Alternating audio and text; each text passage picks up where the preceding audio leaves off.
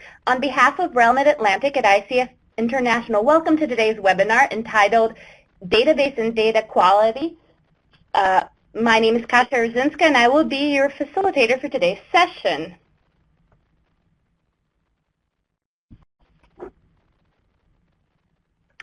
Before we get started, we wanted to have an opportunity to find out who's in the audience. So please take a moment to fill out this poll and let us know what your role is and who is joining our webinar today.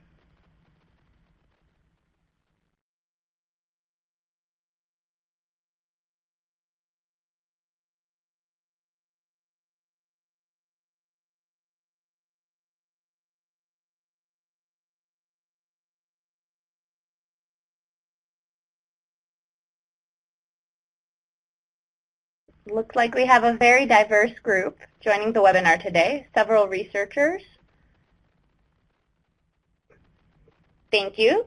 Now that we know who's in our audience, I would like to introduce our presenter for today. Today's presenter is Dr. Nancy Smith. She is the principal consultant at Datasmith Solutions, where she helps state, regional, national education organizations improve the development and use of statewide longitudinal data systems. She conducts needs assessment, survey, and focus groups concerning data capacity. I'm sorry, if you're joining us by a phone, please mute your line at this time. Thank you. Before founding Datasmith Solutions, Dr. Smith directed the Longitudinal Data System Initiative at the U.S. Department of Education's National Center for Education Statistics. In this capacity, she oversaw the statewide Longitudinal Data Systems Grant Program and the development of the Common Education Data Standards and the Privacy Technical Assistance Center. Currently, Dr. Smith serves as a content expert on the Longitudinal Data Use Research Alliance at REL Mid-Atlantic. In this role, she uses her extensive knowledge and experience with longitudinal data systems and works with stakeholders to maximize the use of data with the ultimate goal of improving student achievement. Without further ado, here's Nancy. Thanks, Kasia, and welcome to everyone. We really appreciate you all joining us today. I noticed that there were a lot of researchers in the audience, some SEA, state education agency reps, and LEAs, and then a whole bunch of others to be determined later. So a bunch of you probably know a lot of what we're going through, certainly at the beginning, going through some very basic data entry issues and ending with some more interesting ways to look at data for data quality issues or program issues. And as we said earlier, if you have questions or thoughts, please post them in the parking lot, and we'll try to get to them during the polling or other periods. So since we've got a time constraint, let me go ahead and get started. We've got, as you all know, live and breathe daily. These days, we've got a lot of different users and uses of data going on, education data going on, all the way from early childhood through post-secondary into workforce, trying to link up data across a variety of sources for let me see if I can improve for a variety of sources of uses beyond state and federal compliance reporting. So while the technology has improved and allowed us to do a lot more, we've also added a lot of complexity to how we're using the data and what we want from it. Just a little bit of background from the flow for people who don't live and breathe this on a daily basis. Much of the data in the K-12 world, at the district world certainly, actually originates at the school level. And if the district doesn't have a standard way to collect the data, then the campuses are often left to determine how to collect, how to code, how to store, how to send data, especially types of data that don't go through the student information system. There's a lot of different types of data collected.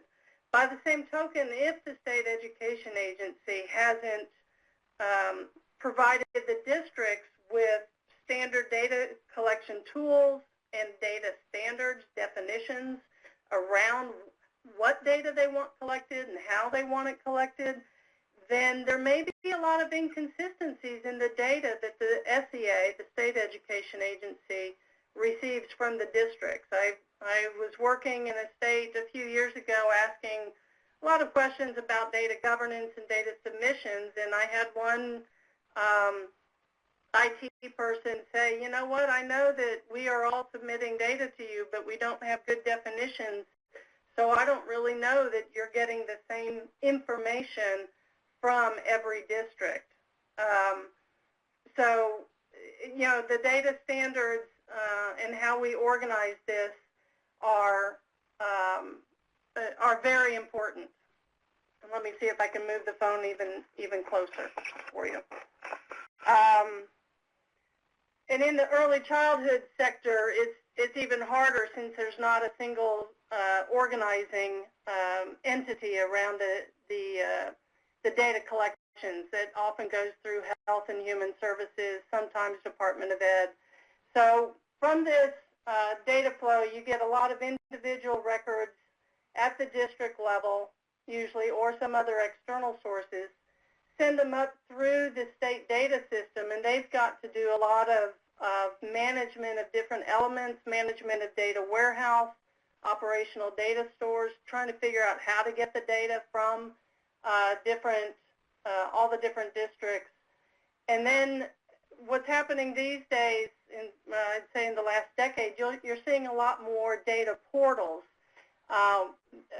ways for folks in the field to actually click onto a website and start seeing some student dashboards instead of the old paper reports with rows and columns of numbers or just aggregates. We are getting a lot more sophisticated in how we share data back with the field, and also the different internal and external uses and helping the different users, many of which probably are on the phone as research organizations. The data sources, you know, what most people see are aggregate statistics, not data on individual students. But there's a lot of different data sources. A lot of us in the field think of the student information system where you maybe capture enrollment and you know, which programs the kids participate in. But you've also got assessment data, whether that's formative assessment, district-wide, statewide. You've got a lot of surveys from outsiders and even through the State Education Agency, College Board, ACT, the federal NAEP. And then you've still got your grade books and a lot of information on staff. So a lot of that data has to go through to the SEA and then gets sliced and diced, if you will, and they use it to report on federal data, compliance data. And that's called EDFACS. The U.S. Department of Ed oversees what they call EDFACS, which is the collection mechanism from the states, to which they calculate or produce the state and district reports for compliance reporting. There's also a lot of research and evaluation that goes on at the SEA and in partnership with research organizations, either graduate students, university researchers, organizations like the regional education labs, and so forth, do a lot of different analysis to try to figure out how to improve policy and practice and get information, useful information, back to teachers and administrators and the public. So it's a complex field that requires a lot of different people and a lot of people touching elements which affect the data quality. So here's just a simple graphic showing you the different types of data sources, and these don't even cover all of the data sources that are going on at the state. At the local level, there's even a lot more because the districts have a lot of information that does not necessarily go up to the state agency. They're responsible for their own. in some of their analyses.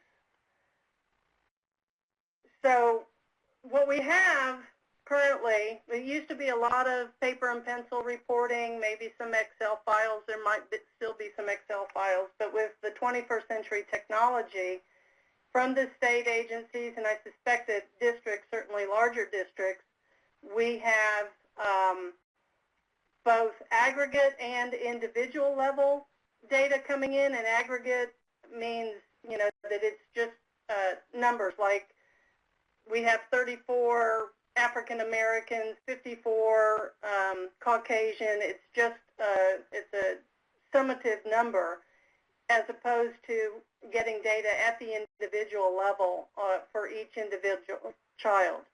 The data collection processes, we've got web-based, we've got file transfer, paper, surveys, Excel files. SEAs are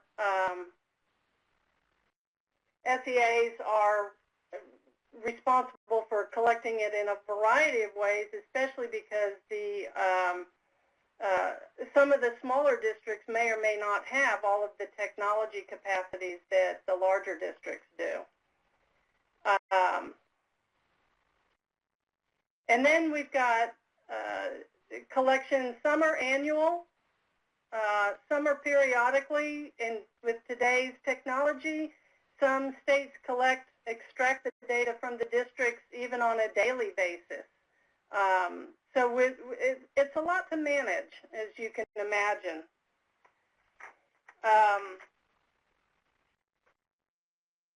What we're trying to do here is try to figure out how to funnel all the data into a coherent set of databases that are managed either at the district or the state agency in a way that makes data available to researchers, to internal staff to meet all the compliance reporting, and then also trying to figure out how to get the data aggregated in useful ways that that really help the educators in the field, the administrators, teachers, and so forth.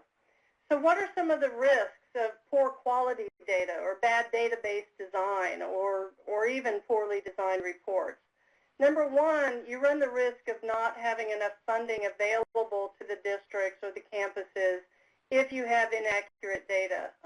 Back before we collected individual unit record data, we only got aggregate data from schools and districts up to the states, and you didn't know if you had an accurate count of the kids, of the number of students in attendance, and a lot of the funding is driven by attendance. So now with unit record longitudinal data systems, the funding hopefully is much more accurate and ideally sufficient. I make no claims about that. It's also difficult to gauge the number of teachers and aides and other types of resources needed to meet student needs for upcoming cohorts if you aren't able to track the different types of students you have, the different programs that they participate, the number of the different types of disabilities coming, students with disabilities.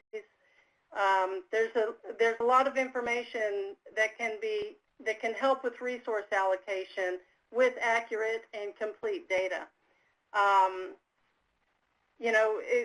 Another thing about resource allocation is trying to figure out how many students will need remediation down the line, identifying early on students who will need other types of intervention in order to meet high school graduation rates. And then there's even just poorly designed reports. I had a friend tell me they were just trying to look for the number of students enrolled in charter schools in this state and found it on page 231 of a report. I'm not sure how many people will look at over 200 pages of reports for something so simple. So hopefully with good database design and data use, we can it can improve the information flow that's needed for funding and for meeting all of our information needs for policy and practitioners. And I know that we've got some folks going on with the volume. I'm doing the best I can. Hopefully the technology is working okay for folks. So the basic tenet of database design, build it with the user in mind, which is great if we're just starting from scratch. But a lot of the student information systems and data systems in education were built long before the 21st century technology came about, and all of this effort around data portals, data dashboards, electronic student backpacks. And so we're kind of having to go back and think about how the data will be used based on some of the data systems that we have in place. And I know a lot of us are going through the process of upgrading our data systems to better align the users and the uses that we're going to need, both with required compliance reporting and the information needs from so many stakeholders. So we've got to focus on more users, more uses, and then a lot more connections across databases. So with that said, I know I'm giving a primer on database design to a lot of folks who are having, who work with data a lot, but I'm trying to get everyone on the same wavelength as we move forward. So just very quickly, a little bit about what is a database. If you think of an Excel spreadsheet, there's rows and columns of numbers and letters. The rows usually correspond to a single record, for instance, a student. Columns represent a unique attribute about that row. In the student's case, age, attendance, grades. We need each table to have one or more columns designated as a primary key, which is used to connect data from across different databases. So, kind of give you an image here. Just here's a student table that shows the ID, first name, middle name, last name, date of birth, kind of like an Excel spreadsheet.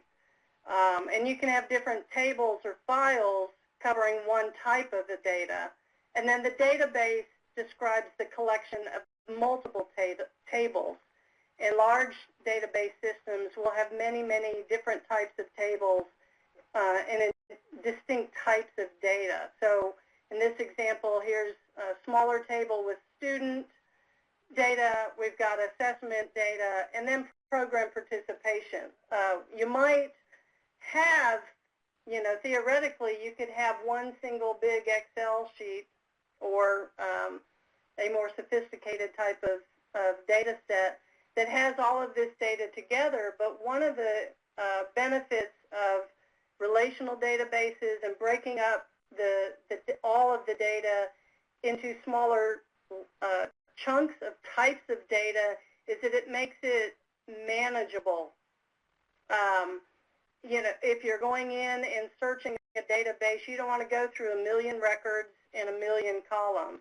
If you can narrow it down to a single type of data and then connect those different tables to get at your information, it makes it much more easy and faster to actually do the work. So a couple of examples here. We've got demographic data for students. So here we have, let me see if I can find the pointer.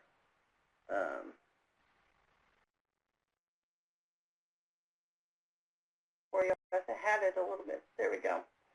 So here we've got student ID, 3 different student IDs, first name, middle name, last name, date of birth, basically the same for all of them. Well, this one is 04, so theoretically April 7th. The gender, race, ethnicity, campus code, district code. You look at this, you would assume this is 3 different, well, let me back up before I do that. so in this one student table, you've got class. The table is the class of data, like the student or the staff, or it might be the school or district.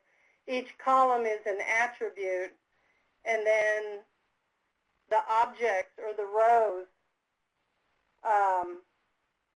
represent each student. And so in a relational database, as I mentioned before, you're able to connect student, staff, campus, district with through primary keys. You've got demographics, program participation, assessment courses. And I'm not guaranteeing that every state or district breaks down their data into data sets like this, but this is one conceptual way of understanding the different types of data and how we can match and merge and work with the data quality analysis down the line. Primary keys I mentioned before, we've got all records in a table must be unique. So we need to be able to connect the records from different data sets or tables together correctly. You need a field or combination of fields that guarantees the uniqueness of each record. And then back to the data standards, we need consistent naming, definitions, and codes. For example, some of the common primary keys, student ID, first name, last name. So let's look at an example here for looking for the primary key. We have student ID, first name, middle name, last name, and two records, two different student ID records. One is John James Smith, one is Johnny J. Smith. Because they have two unique records, a lot of people might assume, and it might be a safe assumption, that they are two different students. But what if two different people were involved in data entry and somehow typed in Johnny J for one and John James for the other? I've worked at a state agency and did a lot of analysis, and we had to do a lot of drilling down just to make sure that that there weren't nicknames used, and make sure that we had different kids, each record with different kids. Now there are instances where you might have different records for the same student. For example, if you're looking at courses, location code is another word for campus code, if you will. District code, course name. So this one student, say again, Johnny, took algebra, English, and Spanish. And then you have the course numbers and the course sections, because there might be 3 or 4 algebra sections in that high school, and then the grade. So there are situations where you'll have a records for the same, multiple records for the same student, but what makes it unique is the combination of the course number, course section, and then the outcome variable is the grade received in the class.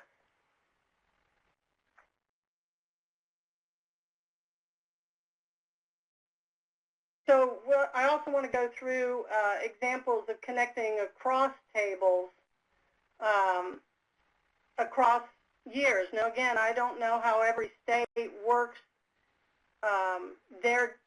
manages all of their different files, but I am familiar with one where instead of creating huge files by adding just every school year's data to the same file, let's say assessment or demographics data, we separated them out by looking at different school years. So in this example, say student files for 2012-13, you might have demographics for that year, program participation, assessment data for that year.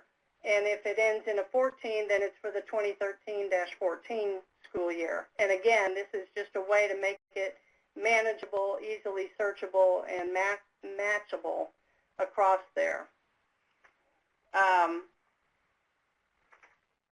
So looking at this example, here's the same thing for 2013, 2014. Basically the same data sets by type and year. Now, one thing to watch out for is sometimes the states and the U.S. Department of Ed will change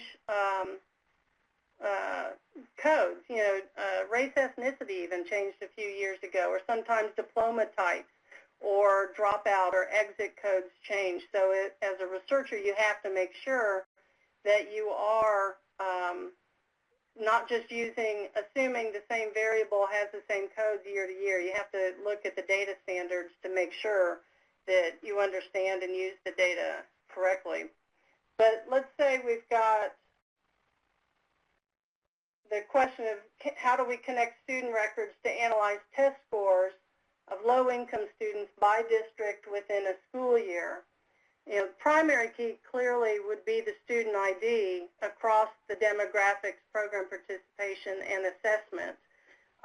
To fine-tune it more, and I say this as one of thousands of Nancy Smiths, and there's usually a few of us wherever I go, even the pharmacy. Even if you've got a student ID, I think it's safe still to add in first name, middle name, last name, maybe date of birth, whatever, just to ensure that you are getting the unique record for each student. Some blue additional keys, you know, you've got, as I said, the names, the campus number to make sure that you're getting the same kid on the same campus, grade level, things like that might be considered. And then your outcome variables, since it was asked by district, you've got your district number, your low income status, however it's named in your state or district, and then your assessment score. So you can see how you can use data from different files, match it, and run the analyses. And another example is connecting student records to compare average test scores across 2 years by a district. So here you have the demographics and then assessments from 2013 and assessments from 2014. Again, you've got your primary keys, your ancillary matching variables, and then your outcome indicators there. Another example is looking at teacher files. Sorry, I moved away from the phone there a little bit. But teacher files, again, it may or may not all be in one data set. It may be broken up where you have teacher identifier information, demographics, another file with experience types of data, and then the courses that they taught, the section number, course ID, course name. Looking at how to look at data across, you know, connect students, teachers, and courses to see if years of experience make a difference. In this case, student ID wouldn't be your primary key because you're looking at the teacher record and you need to match them across data sets. But connecting the teachers to the students on the same campus, in the same course, and section number, and then looking at outcome variables of years of experience, either total or in the district. So those are just a few of the pieces of information around why data entry is important, to make sure that you are uniquely identifying the kids and consistently identifying students, and then how to look at the data for matching and analysis purposes. Thank you so much, Nancy. Now we want to get a sense from you whether this aligns to your experience with large data. So we're going to have a quick poll for you. We want to see, does what Nancy just described reflect your experience with large data?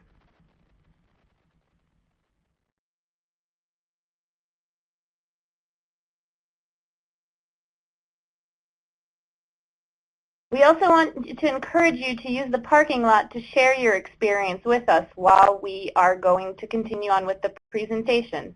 Thank you so much. Back to you, Nancy. All right, thank you. Actually, I think I lost that, but yeah, in most cases there was agreement. There were some that didn't have this type of experience, so we'd be interested in hearing from you. Hopefully later we have a little bit of a little chance of going through that. So quickly I want to go through the ensuring high data quality. I know there's a lot of different ways of doing this. There's software out there. There's probably a lot of analysts who do a lot of different work in this for your organizations, but I just want to go through some of the key concepts of ensuring high data quality. Of course, timeliness, submission of files by due dates with enough time to correct any formatting and validation errors. And this has become interesting as states have gone to more real-time data collection. Back when we collected, a data set once a year, it might take a few months to go through the data cleansing process. Well, now if we're collecting and updating data daily, it's hard to figure out where the truth is if you need to make corrections. So it's really important for the state education agencies and the LEAs to work together to figure out what the data source is once it's been cleansed and validated. Of course, accuracy, the degree of conformity, precision, correct representation. You've got you can do analyses on any type of numbers, but you've got to make sure that the numbers actually are valid and reliable and represent what you say they're going to represent. Back to my example earlier where the district said, we're all sending in data, we don't know if it's the same information or not. And the data standards really go a long way to helping with that. Consistency and reliability. Does the data match across different databases, different data submissions?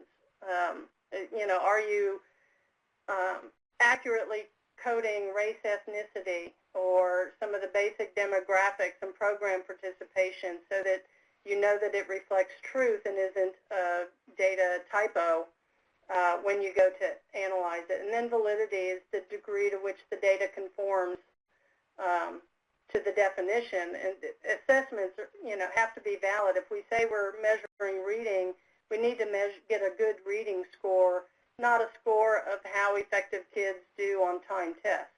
So we really need to look at the validity of our data sources as well.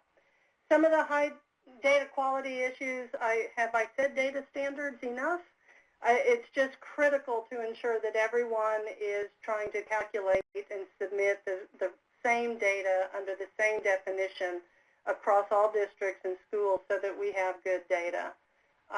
And the other aspect of that is that we need to minimize data cleansing and interpretation at the state agency and get faster turnaround for use and confidence. We don't want to take 6 months validating and checking with the district and all of that and have the data be a year old by the time it is made public. The better the data standards, the more consistent the submission process and rules, the better the data and the quicker we can use it. So again, I'm harping on the data standards, but they're just so important.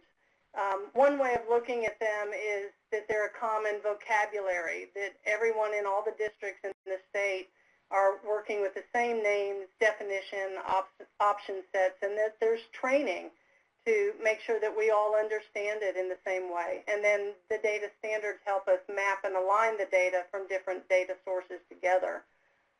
And then clearly what we're talking about in this aspect, and for most of this, the purposes of this webinar, is the unit record data systems that we've built over the last decade. There is still a lot going on with aggregate data, but the more granular level that we can do, the better or the more robust the types of analyses are available to us. So I want to go through probably some obvious data quality issues, but I think sometimes we look at big data, large data, and may forget to go back to the basics. And some of this can be addressed through data quality software programs and or standard analysis that you run.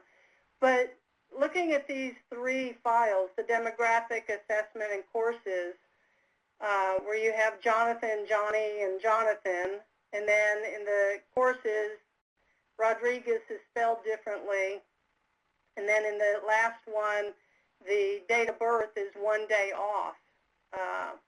These may represent two different kids, or maybe three if Johnny and Jonathan just happen to have the same date of birth, but you need to find a way to incorporate ways to drill down and check to make sure, check the quality and to make sure that these aren't the same students and that they're not just typos, which happen pretty frequently.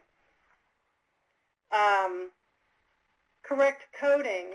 Each state in their manuals to the districts and hopefully the districts to the schools will determine what codes are available or should be used as you're doing your data submission. And I find it interesting that there's so many ways to do this. I've seen data standards on race ethnicity in one state where probably they started off with 1, 2, 3, 4, 5. But now, because of different changes over the years in requirements, or maybe it always started this way, the codes are 1, 3, 4, 5, 6, 9, and 10.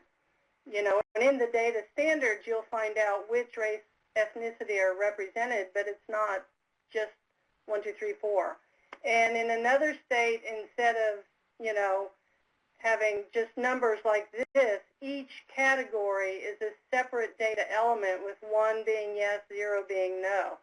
So when you want to go to calculate numbers or percentages by race ethnicity, you actually have to do some data manipulation to get the percentages out of the total of those.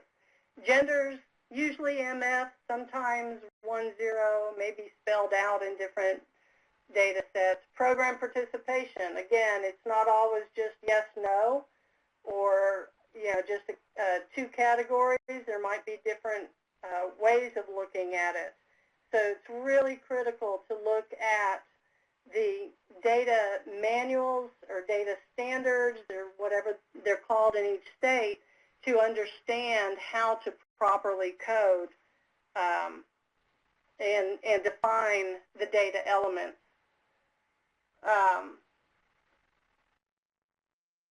Some of the key features of the data elements to be made explicit in data standards. The name, again, it may be gender, it may be dropout or exit code. Just be real clear, as few words as possible. The definition, a very clear meaning. The code table, what I keep talking about, is a list of acceptable values in their meaning. And then different formatting aspects, like how many digits. Is it going to be 10 or 0100? Data types, patterns, we'll get into these. And one key thing for to be made clear is this a mandatory field or not? And then if it's not, if people choose to leave it empty, how do you deal with, is it missing data or is it zero data? There's a lot to be specified through the state's data manual to help ensure the data quality. And I want to give you a couple examples just to highlight Pennsylvania. I was working with them recently. From their PIMS, their Information Management System Manual, you can see special ed, and here's what I call the code sets or the values. Yes, exited IEP, no. For the LEP, ELL status, instead of just a yes, no, there's all these different categories that the schools would enter and then send up to the district and then on up to the state. So it's real important to have a manual for the data entry clerks at the schools in the districts to make sure that they're doing everything the same way across the different files. And here's another example. Look at the race ethnicity. Instead of just 1, 2, 3, 4, 5, there's been some changes I would expect over time for what the code set is. It's not intuitively obvious, so it's real important to look at the manuals, and it's real important for the states to provide the manuals, and unfortunately I don't think that they're all totally sophisticated on this yet, so it's a work in progress, and nothing like demand from the field to make that happen. I know I've got a couple more. Okay. There's a lot of resources out there to learn about data standards, and even though I put it last, the Common Education, lost my pointer there, the Common Education Data Standards was developed, is developed. It's a living document or living process, if you will, by the U.S. Department of Ed with a lot of input from SEAs, LEAs, institutions of higher education, a lot of others, to really go through, I think probably now there are thousands, at least 1,000, if not more, elements in getting consistent coding values across states and entities to make the data coding and the data analysis easier. Here's the website where you can go. I highly encourage you to look at this to understand. I know, and again, this was developed after states already had their data systems, but a lot of states are working to align their data to the Common Education Data Standards. Within states, most states hopefully have data system manuals.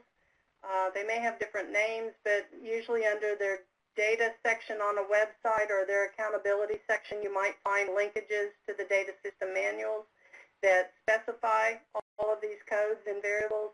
And then your student information system vendors should have manuals and code books that help with this as well.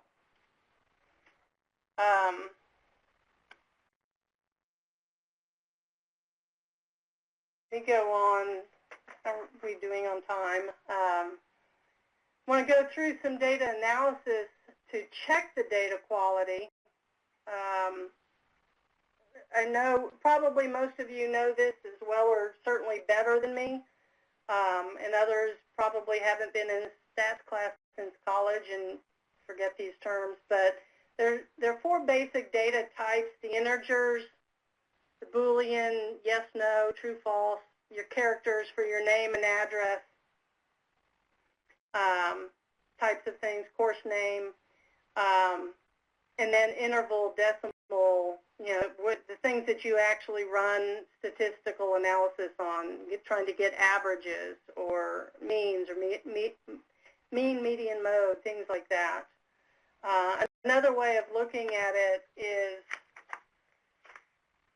with some examples, is you've got your categorical variables, gender, race, ethnicity, usually economic disadvantage might be free FRN or 1, 0. You've got your ordinal, your grade levels, grades 1 through 12. You're not going to try to average those. Those are just categories, but in a rank order. Your class rank. You've got characters, usually your name, address, campus name, campus address, web address, things like that. And then the intervals, what we usually use is outcome variables, your assessment scores, your GPA, salary. There's a clear order. They're divisible. You can do a lot of the multiplying, addition, subtraction, things like that. The types of analysis, we've got descriptive, which is what a lot of us use from state data. Basically, you have the whole population of the state, of all the kids in public school in the state, or by campus, by district, usually through numerical calculations or graphs or tables.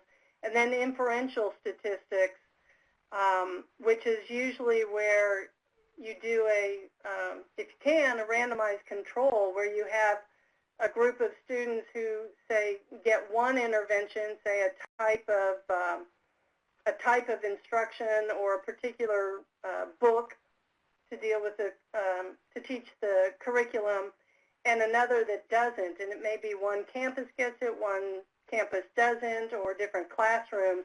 But you do statistical comparisons to see what the likelihood of effect of the intervention is. So here's an example of a school report card put out by a state where you have, again, these are the character types of things, the address, and you get into just descriptive statistics and then averages, average years of education experience, percentage of gifted students, the dropout rate, percentage of enrollment by ethnicity, all of those. Those are basic descriptive statistics that are relatively easy, if the data is good and clean, to calculate and put out annually. Here's the meat of the program today, the data quality checks. Besides your data entry, and there's, I didn't say it earlier, but some states have done a really good job of actually training their data entry staff, who often have 2 or 3 other jobs they're trying to do at the same time, so that high data quality is ensured from the get-go as soon as the data is entered into every system. But even if you have training and set aside time for quiet time for data entry, every time the data is touched or analyzed or moved from one place to another, you really do need to have a series of data quality checks to ensure the validity and reliability of the data. And some of the basic data quality checks involve looking at business rules, which we'll go through examples, looking for unexpected values or outliers, things that just don't seem probable, looking at year-to-year trends, comparing to other schools or districts, or schools within a district or across districts, either similarly districts with similar demographics or nearby.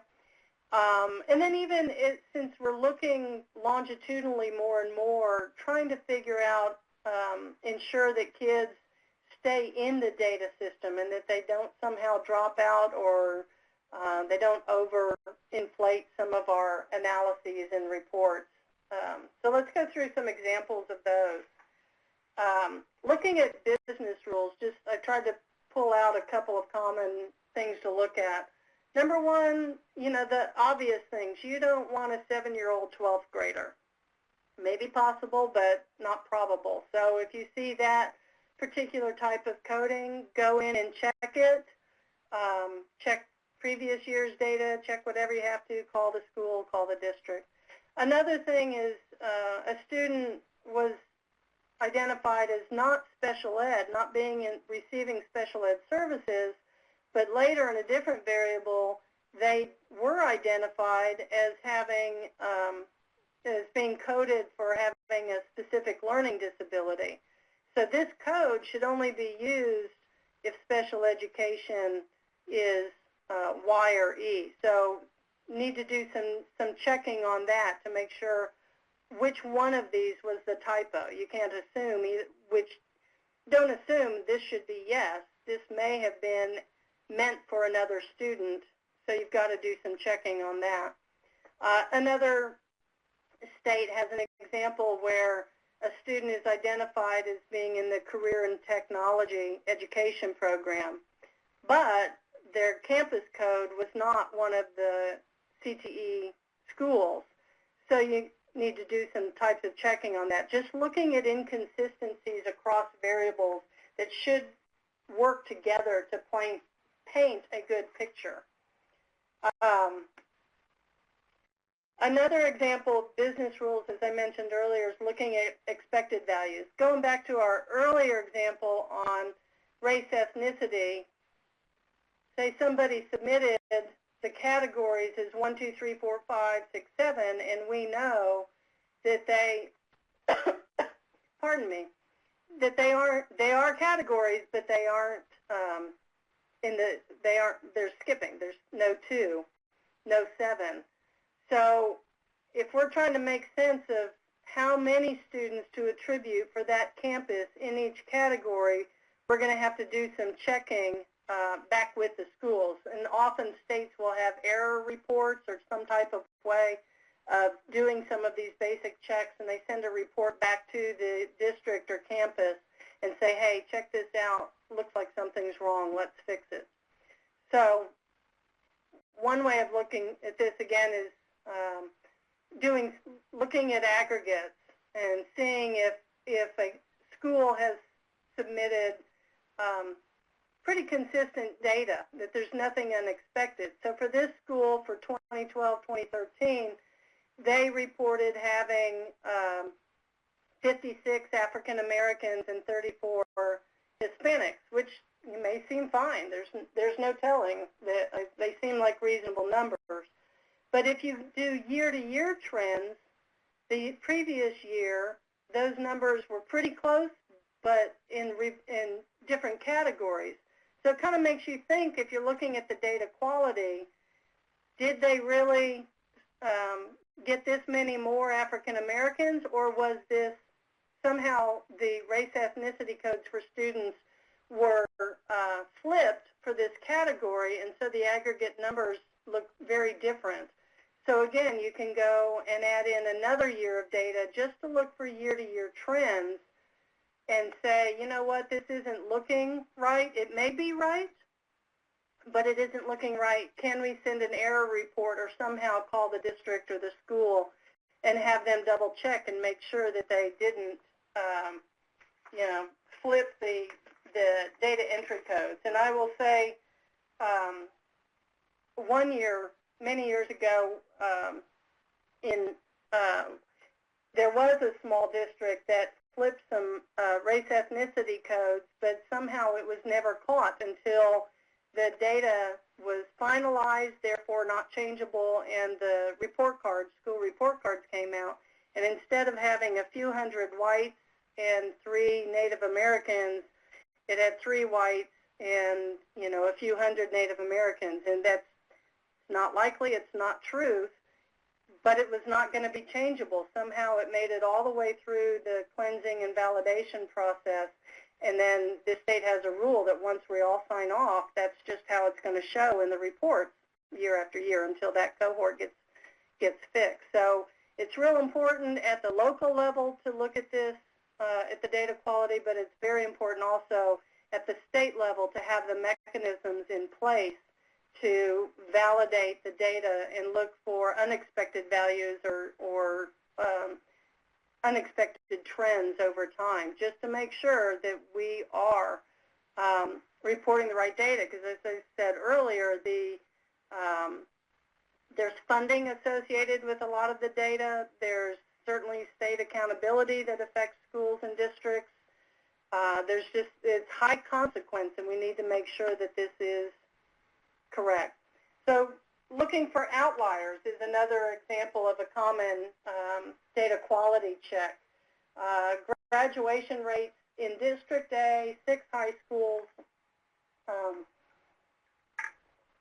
If I saw a 100% graduation rate, I'd probably want to start celebrating. If I saw 45%, I would not be so happy, and I'm sure a lot of other people weren't. And given that how all the other high schools did, you kind of want to do some checking to figure out, are these two numbers accurate? So again, you can look at multi-year trends, and you see that high school 5 had 92%.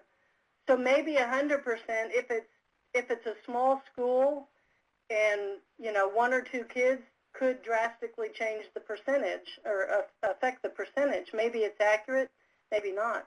The 45, while very disappointing, is pretty consistent. So that might also be, instead of an indication of data quality issue, it might be an indication of the types of students being served and or some programmatic issues at that high school.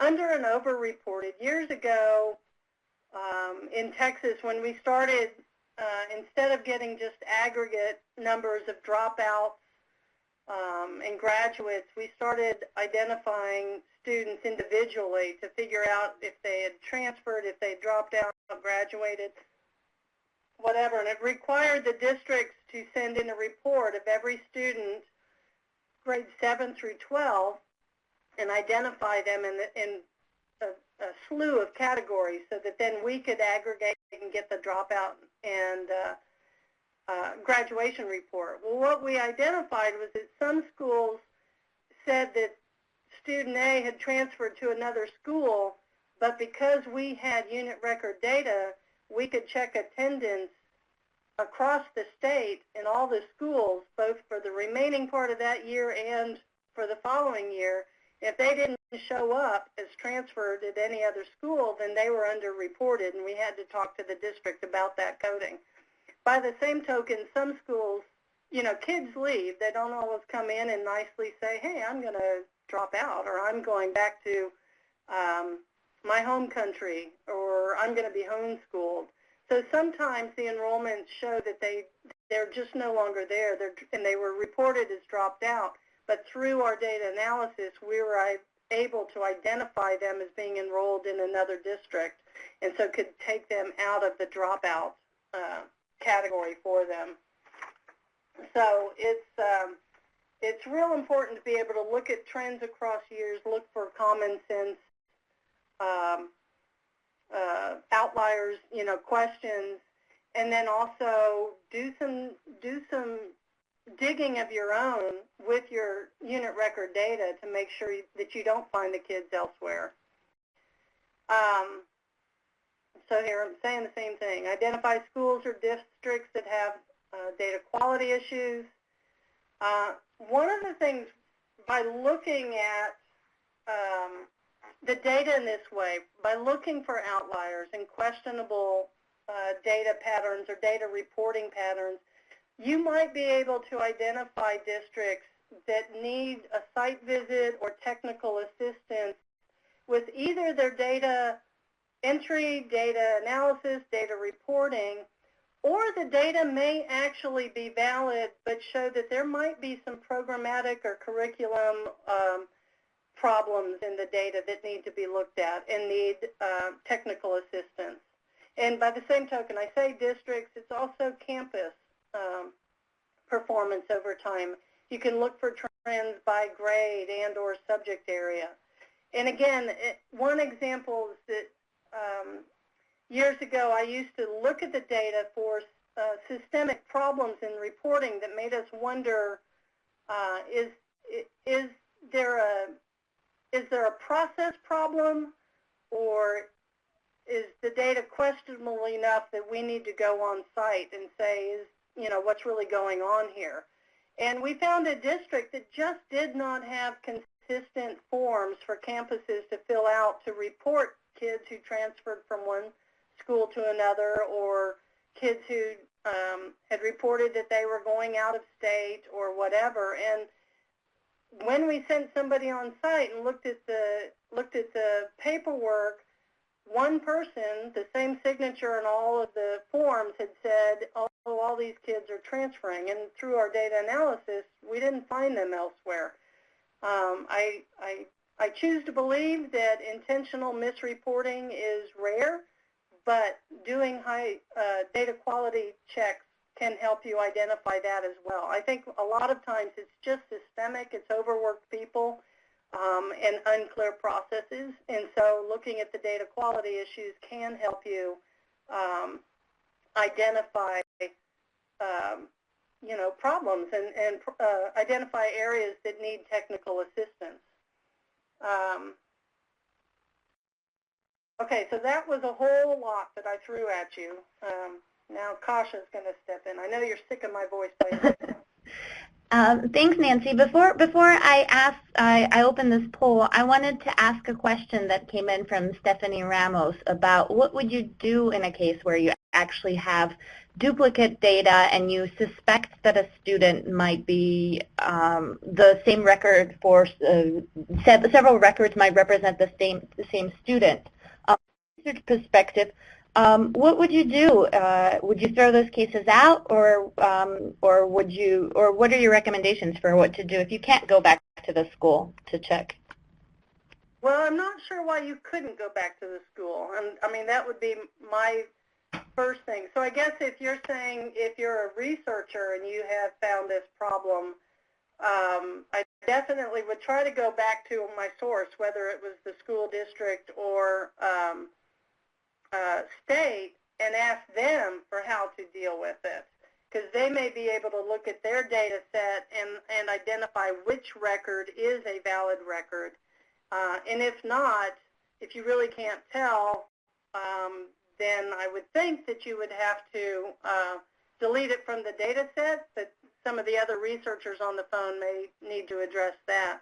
But I would always go to the source and see if they could help clear it up before running analysis or before deciding on my own what to do with the data. Thank you. Now we're going to take a moment to find out more from you. You're going to see a poll pop out where you can let us know what kind of mechanisms your organization uses for checking data quality.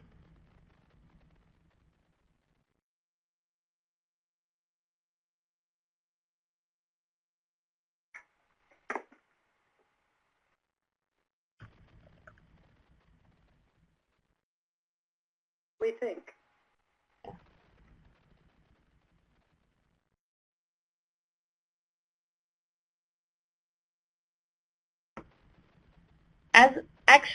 If you would mind letting us know in the parking lot space about what kind of mechanisms does your organization use?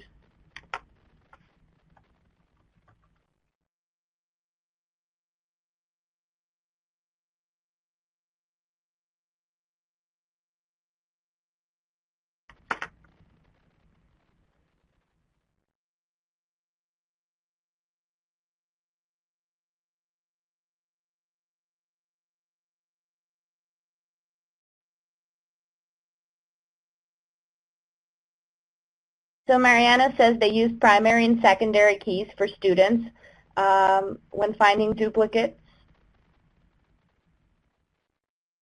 Mary says that they use routine audits and look for outliers. So several of the strategies that Nancy mentioned. Also, the SIS reports has been mentioned.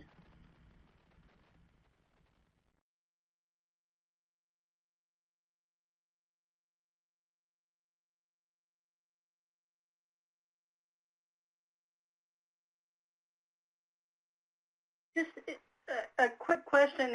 If you do have, if you're a district or state or somebody and you do have software that does a lot of this for you, like from a vendor, I don't know if you want to name the names, but let us know if some of that is going on, being used out there as well.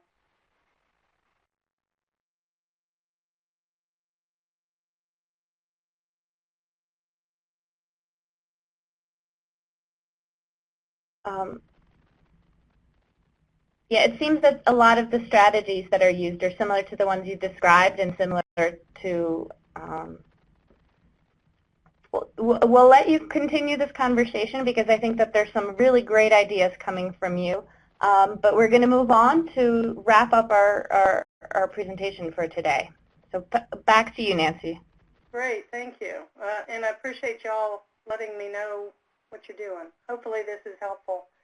So, oops, let me go back a slide. So data analysis, again, besides some of these queries for duplicates or outliers or whatever, what types of data analysis might you do with even just descriptive statistics to look for quality issues? I tried to think of some examples. So here's percentage of students by race ethnicity who are receiving special education services in District A. 4 years worth of data, and consistently African American students are at a higher rate, receiving special education services at a higher rate than Hispanic, than white. So you kind of wonder, is that a data quality issue? Is that a program issue? You know, what's going on there, and is it just unique to this district? So again, if you're looking at campuses at the district level, or if you're at the state level and you want to look at your districts or campuses, you have the ability to look across districts. And so we now can compare District A to 3 other districts, and man, what a big difference. So again, is that a quality issue or is it a programmatic issue? And I raised this one because years ago when I was running these types of analyses, there was one state that just overall, without breaking it down by ethnicity, just looking at overall campus statistics, had a very high rate of students receiving special ed services. And as a new to the program, new to the analysis, new to the state, I didn't know all the nuances of the different campuses and districts and regions. And I found out that this one particular campus actually was set up to serve students with disabilities. And so it was normal for them to have a higher than average rate of students receiving special ed services. But at first, my heart just kind of skipped, and I'm like, what's going on? Is it data? Is it program? So just because it's an anomaly doesn't mean it's not normal, but it sure is worth looking at. Looking at dropout rates, I think I got that one. Looking at dropout rates by different subgroups, bilingual, LEP, career technology, and special education, again, across 4 districts. They're pretty consistent rates, and this is totally made up. I have no idea if the numbers actually make sense, but just hope you'll work with me on this. But look at District C. The dropout rate is significantly lower than the 3 other districts. So again, my question would be, number one, what are they doing that the other districts aren't, and how do we learn from it, and what can we do? Or is this a data reporting issue? Is this realistic? And so it might be worth it to, again, look at previous years to see if this is always this much lower, and or then if I'm a assistant superintendent who's trying to figure out how to lower the dropout rate, I want to learn from other districts who seem to be doing a good job.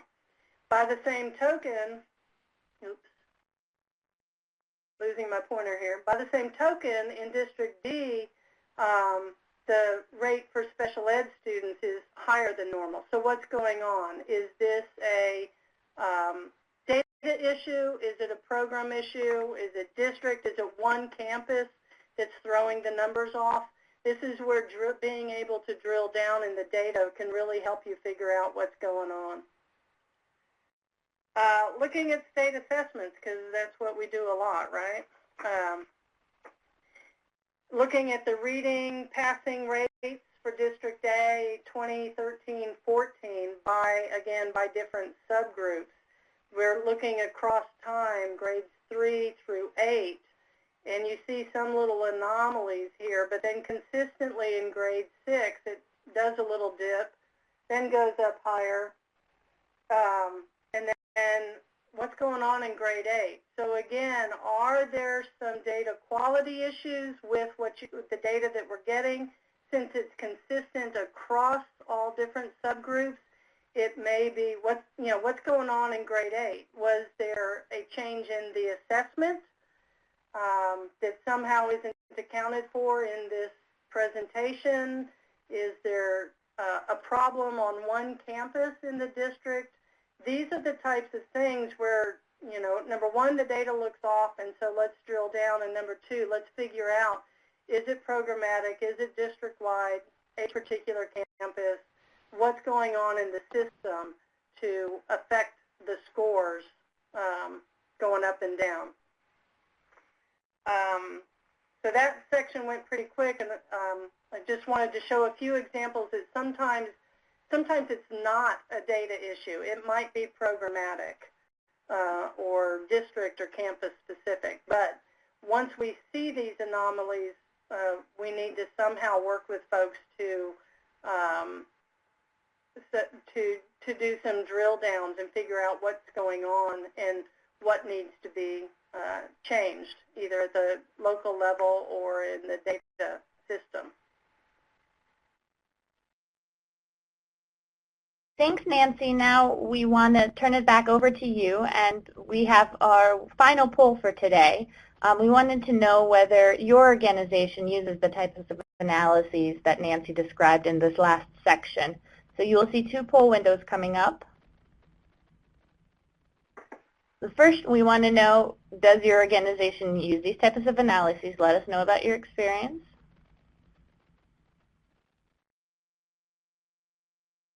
And the second part, we want to know how do you use these analyses, whether you use them for data quality issues, for programming issues, or do you have other uses?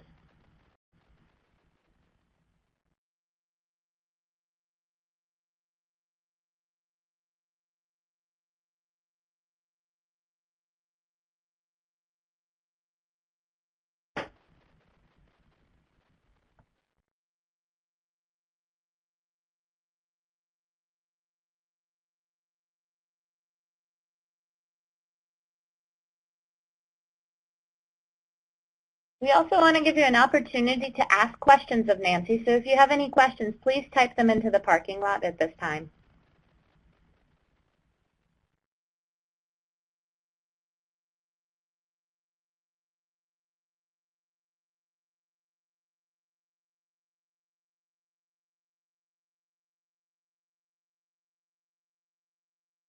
Yeah, I agree with both data quality issues and program evaluation. I clearly am passionate about the data and using data and the power of data both to improve the quality, but then as program evaluation and help inform policymakers and administrators on what they're doing with the data. I mean, not what they're doing, on how to improve their programs and processes. I think data is incredibly powerful, and we unfortunately often don't have enough staff and resources to really mine it to help change policy and process. Yes, a couple of people are pointing out that they use the data for both data quality and programming at the same time. So thanks for clearing that up. We're going to close the polls, and now we would like to have the last couple of minutes of this presentation as an opportunity for you to ask questions of Nancy.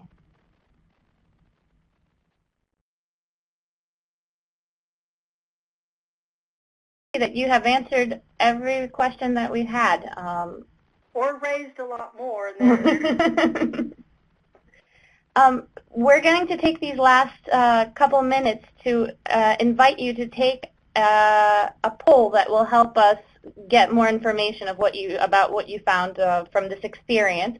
So a poll will now open on your desktop, and if it doesn't, you can always go to the web links and hit on evaluation. Please take a moment to answer this survey, because it really helps us make sure that we can provide opportunities like this one in the future.